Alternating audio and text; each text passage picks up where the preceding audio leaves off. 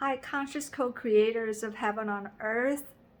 So nice to see you here. My name is Hope Rising. I have been sharing my own personal ascension journey for quite some time.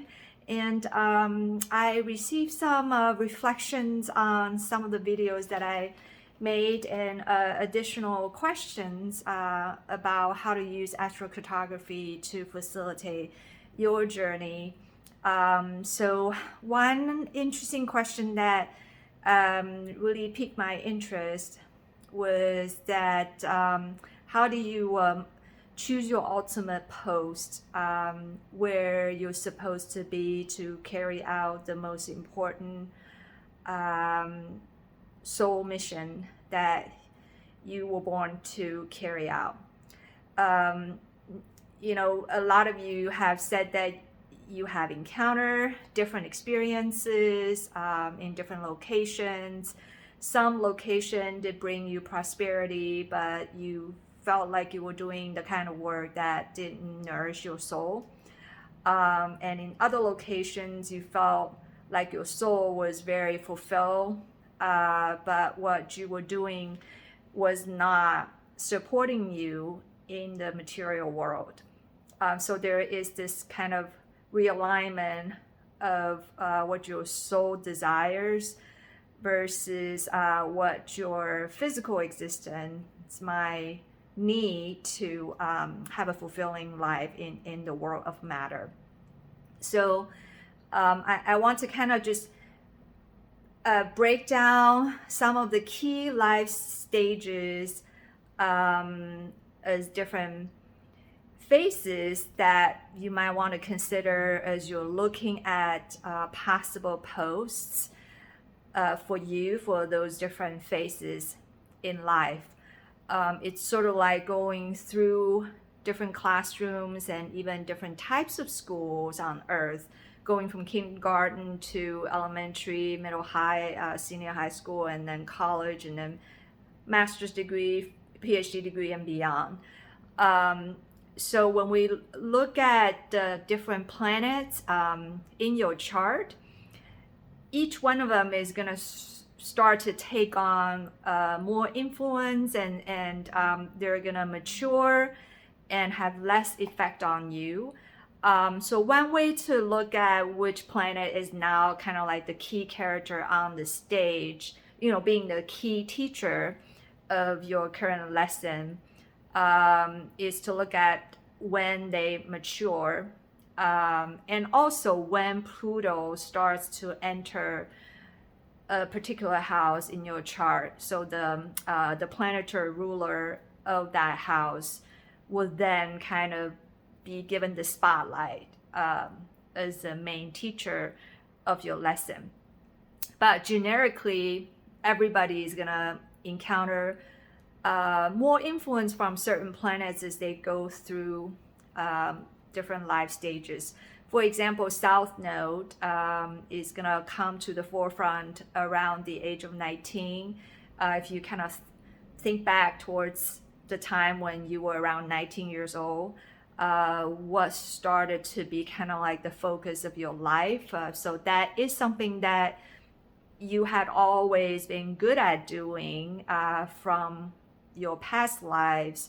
So these are the gifts that you brought with you, things that you're already really good at doing. So it felt really easy to kind of pick up those hobbies or skills or interests at the age of 19. So there were those things that came really naturally and effortlessly for you. So what's going to happen is that around the age of 37, I would say starting from 33 to 37, most people who were on a contract to come here to facilitate the ascension of the earth and humanity will encounter some sort of spiritual awakening. And that's when the North Node starts to have more influence on you, and North Node represents the direction we need to head towards in order to have a more fulfilled soul. And sometimes the kinds of things we need to do to fulfill that contract can become more scary and seem to be more uncertain. And we might try to shy away or procrastinate on doing it because of the fear and uncertainty involved with them.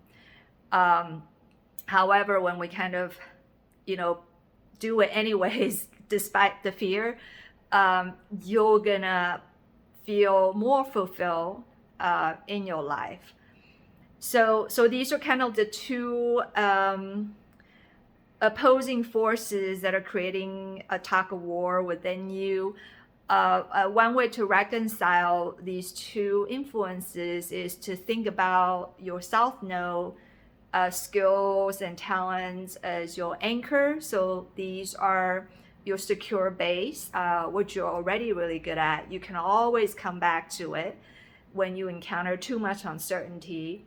Or you can use what you're good at as a base, so that you can leap from there into the unknown and always know that you can come back here whenever the unknown is too much. But gradually you're going to notice how there's a synthesis between the two. So you're going to be able to use what you're good at in terms of the South Node influence as the instrument to realize your North Node purpose as sort of this witness consciousness, so your higher self. So you're using your instrument, which is the skills and gifts that you were born to do, you're already really good at, to express the purpose associated with your North Node. So this is one way to look at what you're here to do. And another way to look at it is to use astrocartography map to look at where your IC Sunline goes through as a possible place for you to check out. I mentioned this in one of my previous videos. So that's likely gonna be where you can tap into your soul's purpose, where you're going to be reminded of your previous lives and be able to triangulate the life purposes of those previous timelines into a more coherent theme for your soul mission. So that's where you can establish in your true being, can dig into what your soul really came here to do and get clarity about it. And then a location that is a perfect pose for you to perform aligned actions from your true self, from your higher self, is where your MC Midheaven Sunline is. So they are basically pair locations. I definitely recommend, setting up your permanent residence where the MC Sunline is, and maybe visit where your IC Sunline is as kind of like a pilgrimage destination that gives you insights and clarity about your soul mission. And one aspect of all this is Chiron. So Chiron, I mentioned before, is almost like the ultimate thesis or dissertation that you're working on. So wherever Chiron is in your chart, definitely find a planetary ruler of that house, and you're going to be able to find the energy line of that planet on Earth and be able to dig in and investigate when the initial wounding events took place and what was it all about. And then to heal the wound, usually you find locations that are harmonic to that particular energy line. So it'll be 120 degrees or 150 degrees.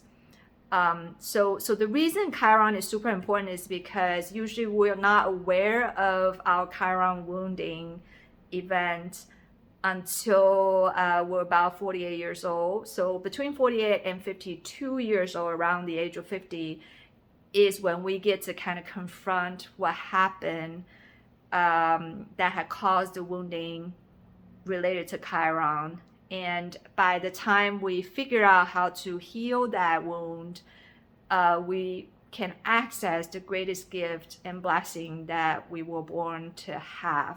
So essentially, that is what we were given as the main assignment here on Earth, to contribute back to the humanity. And the post for sharing that gift based on your own healing with the Chiron wounding event is going to be where your midheaven sunline is located. Another really good way to find out where your posts are is to look at your Neptune and Venus lines. So when you're trying to establish in your true being and get a better understanding of what your soul mission is, and you're still looking for spiritual guides, ascended masters to co-create with you, the best location for that is where your Neptune descendant line is and where your Venus descendant line is. So that's where you're gonna encounter the most enlightening individuals, whether they're real human beings or supernatural human beings, to be able to give you more specific guidance where you are and where you should go. And then on the flip side, once you have establishing your true being and you're ready to perform aligned action from your true being, a really good place, besides just looking for the midheaven sunline, is to look for the Neptune ascendant line and the Venus descendant line. So essentially, that is where you will be able to create a bubble of heaven on earth. I mentioned this blocking pattern that's created with the pillar of light once you have been able to access all the harmonic universes and back to the source. So you're going to become the anchor of a bubble of heaven on earth with your own pillar of light, gradually increasing the coherence and the reach of your pillar of light to help cover a much bigger geographic area as your post. So you become a portal guardian, and you will have a community of people that will be coming to you and co-create with you to create a little safe heaven on earth bubble, as we encounter other events such as more extreme weather events and so on in the future. So there are these different stages. Once we get past 33 to 37 years old, through the 40s, a lot of people mention that's the midlife crisis period. So there's this period called the Uranus opposition period. It can start as early as, I would say, the beginning of the 40s, like 40 to 42, and sometimes up to 45.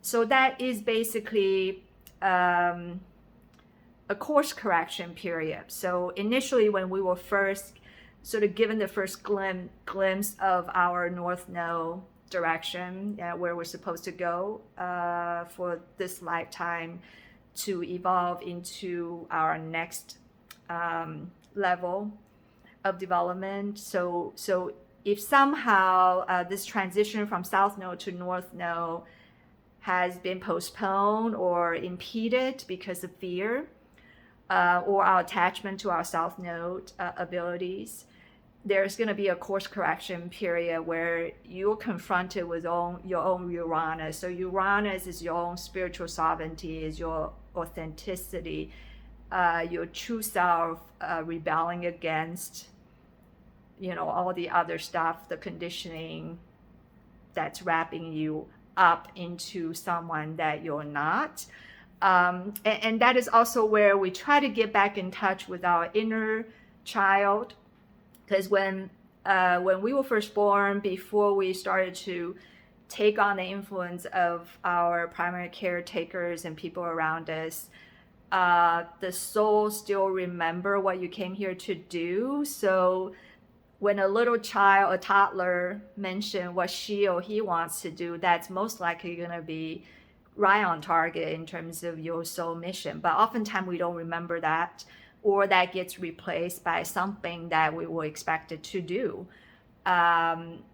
So going back through the inner child, the childhood experience, and kind of peeling the conditioning away like an onion back to the core, to truly remember what you enjoyed doing as a toddler, before you were told what you were supposed to become. And that's most likely going to be more aligned with your North Node direction, and what you ultimately came here to do as your soul mission. Okay, so I hope this video is helpful to you, and feel free to message me with your reflections on what I share, and any questions you have, and any feedback or tips you have for me. I would really appreciate it. Thank you so much for spending time with me, and have a wonderful day.